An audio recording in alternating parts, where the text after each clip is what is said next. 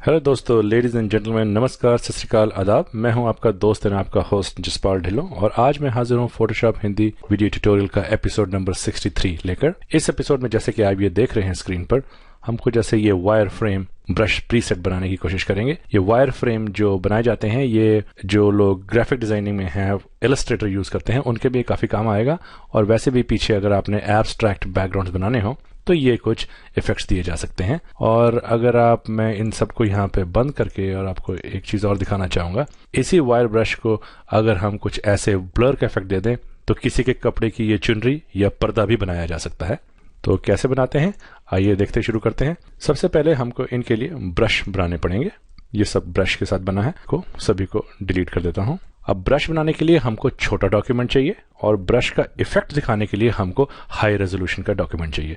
तो सबसे पहले फाइल, न्यू, छोटा डॉक्यूमेंट खोलेंगे से 500 बाय 400 पिक्सल का, और रेजोल्यूशन इसमें 72 कर दीजिए। छोटी रेजोल्यूशन चाहिए, ब्रश बनाना है सिर्फ। ये हमारा एक नया डॉक्यूमेंट खुल गया। अब हमने क्या करना है, ब्रश टूल लीजिए और सबसे हार्ड ब्रश लेके 1 पिक्सल का हार्ड ब्रश लेके सबसे कम कर देंगे तो मिनिमम 1 पिक्सल होता ही है, वो आप चुनिए। फोरग्राउंड कलर व्हाइट है, न्यू लेयर बनाइए। अब फोरग्राउंड कलर को यहाँ पे बाय डिफॉल्ट दबा के ब्लैक कर दीजिए। अब आप यहाँ पे एक वियर्ड सी शेप दे दीजिए, कुछ ऐसी। यहाँ पे एक बार आप क्लिक कीजिए, शिफ्ट को दबा के रखिए और यहाँ क्लिक कीजिए, फिर शिफ्ट को दबा के रखिए और एक बार यहाँ क्लिक कीजिए। वैसे ही शिफ्ट को दबाए रखना है, यहाँ पे लाके आपने एक बार इसको यहाँ पर ऐसे बंद कर देना है। तो ये हमारे पास एक वियर्ड सी शेप बन गई है। अब आप बैकग्राउंड लेयर को हाइड कर सकते हैं, यहाँ से इसको हाइड कर दीजिए। रेक्टेंगुलर मार्की टूल चुनिए और ये जो हमने अभी जो शेप बनाई है इसको आप सिलेक्ट कर लीजिए ऐसे। अब सिलेक्ट करने के बाद आप एडिट में आइए, डिफाइन ब्रश प्रीसेट। अब मैं एक बात और बता दूं, जो ब्रश प्रीसेट हम बनाते हैं, ये ब्रश प्रीसेट है, ये कलर इंफॉर्मेशन स्टोर नहीं करता है, ये black and white he store करता है। तो ब्रश प्रीसेट दबा दीजिए। अब ये आपसे नाम पूछेगा, आप कोई भी नाम दे दीजिए। ये ब्रश सैंपल 38, ओके। अब हमें इसकी जरूरत नहीं है, आप इसको डिलीट कर दीजिए और जो कंट्रोल डी दबा के सिलेक्शन को भी हटा दीजिए। अब आप क्या करेंगे, हमको इस डॉक्यूमेंट की भी जरूरत नहीं है। अब हम एक नया डॉक्यूमेंट हाई रेजोल्यूशन का बनाएंगे जिसमें कि हम ये ब्रश का इफेक्ट दे सकते हैं। तो मैं 2500 पिक्सल्स बाय 2000 पिक्सल्स, और बड़ा जरूरी है कि रेजोल्यूशन कम से कम 150 पिक्सल्स पर इंच की होनी चाहिए। ये कम से कम चाहिए आपको अपने डेस्कटॉप प्रिंटर पर प्रिंट करने के लिए। तो ये एक डॉक्यूमेंट खुल गया। अब आप इसको चाहें तो कोई भी कलर लेके, फिर से वही रेड कलर लेके आप इसको ऑल्ट और बैक स्पेस दबा के इसको भर दीजिए। नई लेयर पे आ जाइए, फोरग्राउंड कलर को व्हाइट कर लीजिए फिलहाल, क्योंकि हमको ब्रश का रेड बैकग्राउंड है, रेड ही फोरग्राउंड कलर है, तो ब्रश दिखाई नहीं देगा। ब्रश पैलेट पे आ जाइए और यहाँ से ब्रश टूल लेने के बाद ब्रश पैलेट पे आके सबसे लास्ट में आपका वही ब्रश बना होना चाहिए।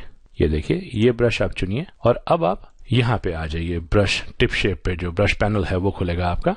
अब यहाँ पे स्पेसिंग जो है, ये देखिए, जितनी ज्यादा बढ़ा देंगे उतनी वायर मेश दूर दूर होती जाएगी। ये करीबन 8 और 10 के बीच में, कहीं 12-11, आप अपनी सहूलियत से, अपनी प्रेफरेंस के हिसाब से सेट कर लीजिएगा। अब शेप डायनामिक्स में आइए, एंगल जिटर को आप फेड पे जरूर रखिएगा। अब ये देखिए, ये जो एंगल जिटर्स का क्या फायदा है कि जब हम इसको ऐसे बनाते हैं, ये इसके साथ हम कुछ गोल एब्स्ट्रैक्ट भी बना सकते हैं, वो मैं बाद में आपको दिखाऊंगा। आप इसको यहाँ से मिनिमाइज कर दीजिए और अब व्हाइट हमारा फोरग्राउंड कलर है, तो साइज देखिए कितना, ये थोड़ा ज्यादा बड़ा है तो साइज को हम थोड़ा सा कम कर देते हैं। अभी भी ये क्या बोलते हैं उसको, इसकी स्पेसिंग थोड़ी ज्यादा है तो मैं स्पेसिंग और कम कर देता हूँ। अब देखते हैं, देखिए साहब, ये हमारा पहला ब्रश तैयार हो गया। अब ये देखिए, ये एक जालीदार ट्यूब या जालीदार कपड़ा या वायर मैश, उसका इफेक्ट है। जैसे हमने पहले एक वियर्ड सी शेप बना के उसको ब्रश प्रीसेट में कन्वर्ट किया था, मैंने ऐसे ही अलग अलग शेप्स बना के पहले से रखी हुई हैं। तो आप फिर से ब्रश में जाइए, आपको दिखाता हूं जो मैंने बनाई है। और दूसरी वाली ये थी, सूडो एक्शन है। अब फिर जितनी बार आप ब्रश यूज करेंगे उतनी बार आपको ये ब्रश कंट्रोल पैनल पे जाना पड़ेगा। हर बार इसकी स्पेसिंग आपको सेट करनी पड़ेगी। ये स्पेसिंग ऐसे सेट हो गई इसकी। अब साइज इसका 310 है तो मैं कम कर देता हूँ। एक नई लेयर बनाइए, उसके ऊपर कोई नया कलर चुन लीजिए। तो ये ब्लू कलर चुन लेते हैं हम लोग, और दूसरी तरह की जाली बन गई। फिर एक नई लेयर बनाइए और फिर से ब्रश टूल चुनिए और यहाँ से अब की बार पैलेट्स में से जो तीसरा ब्रश था वो चुनिए। फिर से ब्रश पैनल पे आइए, स्पेसिंग फिर से थोड़ी कम कर दीजिए।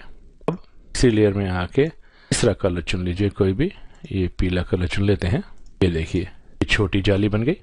अब अगर इसमें थोड़ा सा इसको कंट्रोल Z करके डीसेलेक्ट करके थोड़ा सा इसका साइज बड़ा कर दूं, कंट्रोल Z और साइज थोड़ा और बड़ा कर दूं, ब्रैकेट की से बड़ा करिए, तो ये देखिए जी, ये मेरे ब्रश जो मैंने बना के रखा था इस तरह का कुछ ब्रश है। तो देखिए वो घना सा ब्रश बन के आएगा, ये कुछ ऐसे।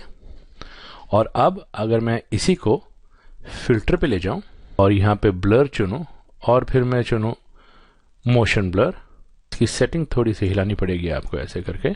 ये मोशन ब्लर देने के बाद आप कंट्रोल T दबा के ट्रांसफॉर्मेशन पे आइए, शिफ्ट और ऑल्ट दबा के अगर आप इसे कुछ ऐसे बनाएं और फिर राइट क्लिक कीजिए इसी में, और एक मैं यहाँ से करता हूँ ताकि आपको पूरा पैनल दिखाई दे, राइट क्लिक कीजिए, वार्प चुन लीजिए। अब अगर आप इसको यहाँ पे ऐसे छेड़ेंगे, ये देखिए, कीजिए, देखिए इसी को आप दोबारा थोड़ा सा और ऐसे ही रिफाइन करके, मैं जल्दी में दिखाता हूं लेकिन आप थोड़ा सा इसको रिफाइन करके आप किसी के चुनरी, दुपट्टा या पर्दा या किसी को ट्रांसलूसेंट पर्दे में दिखाना हो तो ये उसके बहुत काम आएगा। जो मैंने आपको वो एब्स्ट्रैक्ट के लिए बोला था उसके लिए मैं आप वही जो हमने अभी ब्रश सबसे पहले मैंने आपको बना के दिखाया था वही ब्रश आप लीजिए दोबारा से, फिर से इसकी आप स्पेसिंग कम कीजिए और शेप डायनामिक्स में आके एंगल जिटर 0 पे ले आइए। अब जब आप यहाँ बनाएंगे तो देखिएगा अगर घुमाएंगे थोड़ा सा तो ये एक राउंड शेप ले लेता है, यहाँ से देखिए।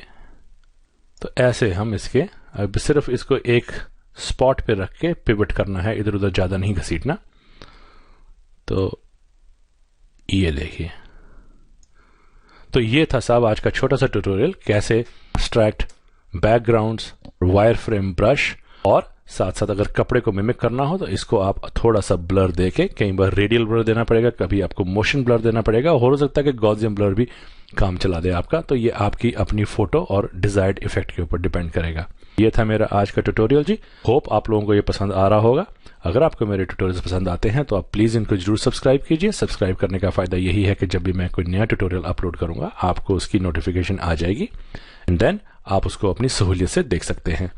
तो until we meet next in the next tutorial, God bless, namaskar, have fun and bye bye.